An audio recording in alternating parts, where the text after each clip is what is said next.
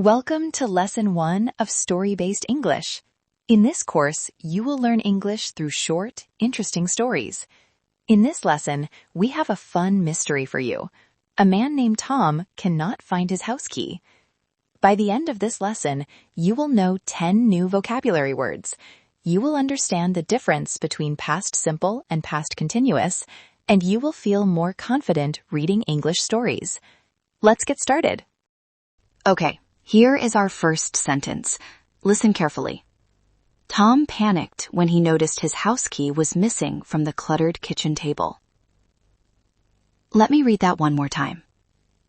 Tom panicked when he noticed his house key was missing from the cluttered kitchen table. All right, let's dig into this sentence. It is a great start to our story. First, let's look at the word panicked. To panic means to feel sudden, strong fear. When you panic, you cannot think clearly. Your heart beats fast and you feel very worried. Now, the past tense of panic is panicked. Notice the extra K before the ED ending. That is important for spelling. Can you think of a time when you panicked about something? Maybe you lost your phone or forgot something important? I think we have all been there. Now, the second word is cluttered. If a place is cluttered, it is full of many things, and it looks messy. Papers, cups, books, all over the table. That is a cluttered table. Think of it this way. Clutter is the opposite of tidy. A cluttered room has too many things and no organization. Now, here is an important question. Can you guess why Tom panicked? Right. His key was missing, and the cable was so cluttered that he could not easily find it. The two ideas are connected. Now, let's look at the grammar. This sentence uses the past simple tense. Tom panicked. He noticed. The key was missing. These are all completed actions in the past. The past simple tells us this happened and it is finished. The structure is simple.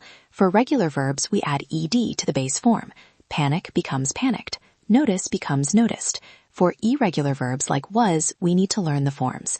Remember, past simple is your go-to tense for telling stories. Something happened, it is done, we move on. Great work on the first sentence. Now let's see what Tom does next. Does he find the key? Okay, here is sentence 2. Listen. He was searching thoroughly under every cushion while his wife was cooking breakfast. One more time. He was searching thoroughly under every cushion while his wife was cooking breakfast.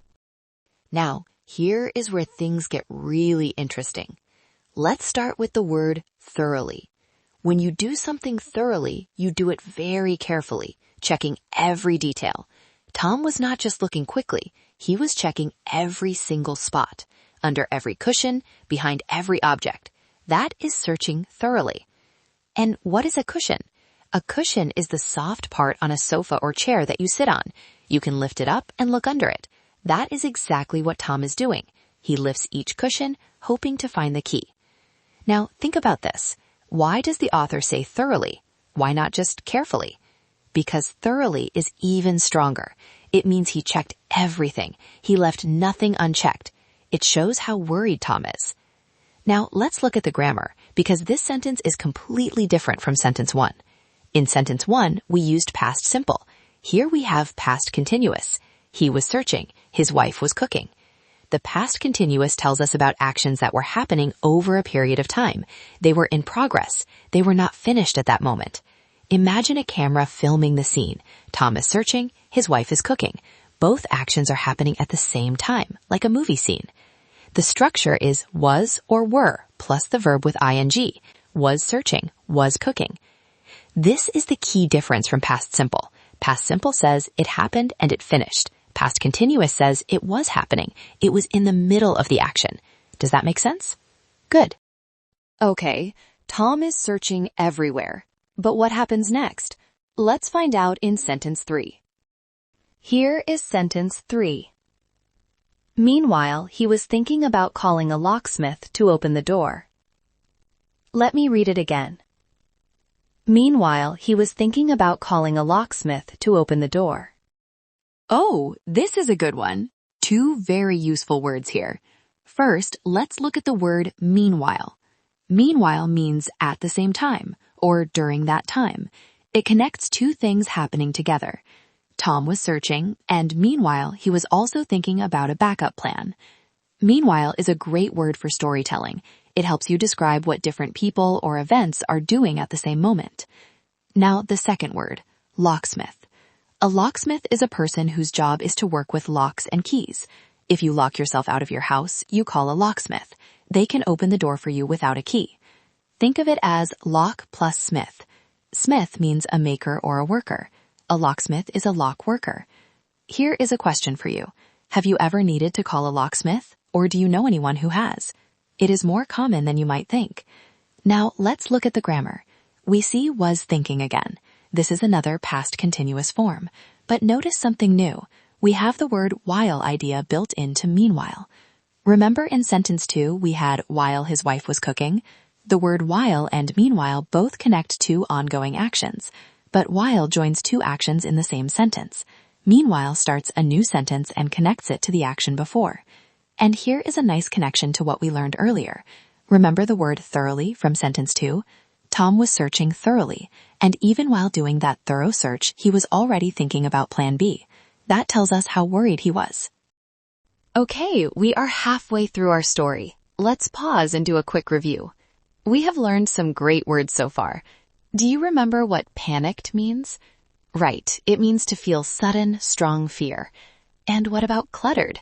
What does a cluttered table look like? Exactly, it is messy and full of things everywhere. And one more, we learned thoroughly. When you search thoroughly, how do you search? Yes, very carefully, checking every detail. Great, you are doing really well. We also learned two important grammar points. Past simple for completed actions, and past continuous for ongoing actions. Keep those in mind as we finish the story. Okay, let's continue the story.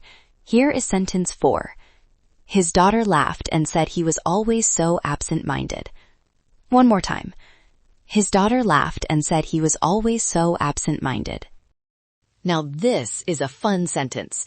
Let's look at the word absent-minded. If someone is absent-minded, they forget things easily. Their mind is absent. It is somewhere else, not focused on what is happening right now. Tom's daughter is teasing him. She says he always forgets things. His mind wanders. He is absent-minded. This is a compound adjective. See how it has two words joined by a dash? Absent and minded. Together they make one adjective that describes a person. English has many compound adjectives like this. Open-minded, strong-willed, kind-hearted. Can you think of someone who is absent-minded? Maybe you know someone who always forgets where they put their keys or phone. I think we all know someone like that. Now let's look at the grammar here. We have laughed and said. Both are past simple. These are quick, completed actions. She laughed, she said. Done, finished. But notice the interesting contrast. The daughter uses past simple to describe a general truth about her father. He was always so absent-minded. Even though was is past tense, she is describing something that is always true, a habit. And here is a nice connection back to sentence 1. Remember when Tom panicked because the table was cluttered? Now his daughter tells us why. Tom is always absent-minded. The clutter and the panic make perfect sense now. Wonderful. We are almost at the end of the story. Let's see if Tom finally finds his key. Okay, here is sentence 5. This is the big moment. Tom was about to call the locksmith when he suddenly realized the key was in his jacket pocket the whole time. Let me read that again. Tom was about to call the locksmith when he suddenly realized the key was in his jacket pocket the whole time. Oh, I love this sentence. This is where the mystery is solved. Two important words here. First, realized. When you realize something, you suddenly understand it. It is like a light turning on in your head. Tom suddenly understood where the key was. He realized it. The word suddenly makes it even more powerful. It was not a slow understanding. It was a flash of understanding. And the second word, relieved. Well, Tom must have been relieved, right? When you feel relieved, you feel calm and happy because something you were worried about is now okay. The worry disappears. Think about it. You study hard for an exam, you take the exam, and then you find out you passed. That feeling of everything is fine now, that is relief. Now, the grammar in this sentence is beautiful. Look carefully. Tom was about to call the locksmith. That is past continuous. He was in the process of doing something. when he suddenly realized. That is past simple. It interrupts the ongoing action. This is the most important pattern in this lesson. Past continuous describes the scene, the background. Past simple interrupts it with a sudden action. He was about to call, and then he realized. The continuous action was interrupted by the simple action. Think of it like a movie. The background music is playing, the scene is set, and then something happens. The past simple moment is that something. And now, the final sentence. Let's see how the story ends. Here is our last sentence. He chuckled at himself and promised to be more organized in the future. One more time. He chuckled at himself and promised to be more organized in the future. What a great ending. Let's look at the word chuckled. To chuckle means to laugh quietly, usually to yourself. It is not a big, loud laugh. It is a soft, gentle laugh. When something is a little bit funny, or when you laugh at your own mistake, you chuckle. Tom is not angry at himself. He found the key, and now he can laugh about the whole situation. He chuckles.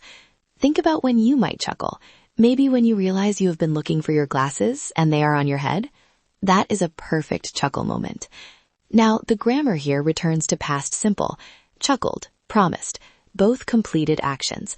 The story is wrapping up. Tom laughed and he made a promise. Done. Finished. Back to a calm ending. And here is a beautiful moment to connect back. Remember the word cluttered from sentence 1? Tom's table was cluttered, and now he promises to be more organized. Those two ideas connect perfectly.